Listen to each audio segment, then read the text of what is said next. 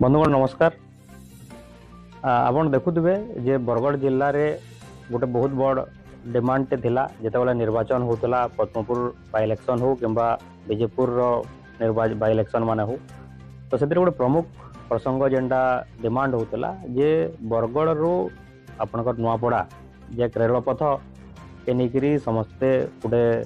दाबी करुले एवं जेन राजनीतिक पार्टी माने से माने भी से प्रमुख गोटे प्रसंग हिसाब से कथार रखुले किंतु गत काली जेन आम खबर कागज रे पढ़वार के पाइलु और जानवार के पाइलु जे जेन केंद्रीय जेन कैबिनेट अच्छे से 6टा प्रकल्प के अनुमोदन देइछे। ओडिशार प्रमुख 4टा प्रकल्प जेनटा कि रेलवे रो प्रकल्प माने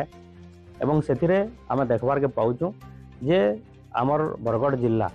जेन मुख्य दाबी थिला बरगढ़ रु नुआपड़ा रेलपथ लगी से प्रकल्पर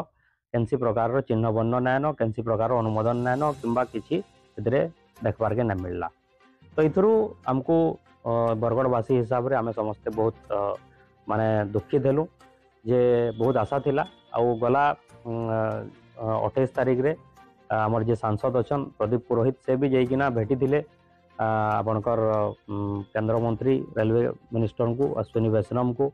जाइकिना भेटिकिना गोटे एश्योरेंस देथिले कहते जे निश्चित भाव में इथर आमर रेलपथटा होचे आपण मैंने जानिछन बरगढ़ है विजयपुर है एवं पद्मपुर पाइकमाल नु धरिकिना अप टू नुआपड़ा तक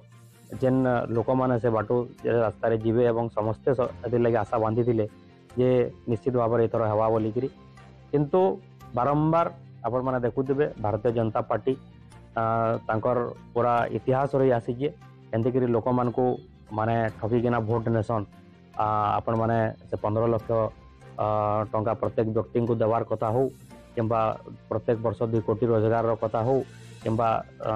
स्वामीनाथन कमिटी हिसाब रे चाषी मान को तांकर धान रो रेट देवार कथा हो ये सब प्रसंग रे भारतीय जनता पार्टी सब बेले लोगों को प्रतारणा दे आसीचे एवं बरगढ़ रे जेन आमे आशा करूथुनु भारतीय जनता पार्टी रू तो से लगी बोलिकी आमे आज समस्ते बरगढ़वासी सब दुखित हूँ आमे आगामी दिन रे कथा के प्रमुखतार सहित उठामु एवं कहमु कि जदि आपण माने प्रतिश्रुति जदि दौचन से पालन करूँ जदि करना पार्बार मिथ्या प्रतिश्रुति देवार बंद करूँ। धन्यवाद नमस्कार।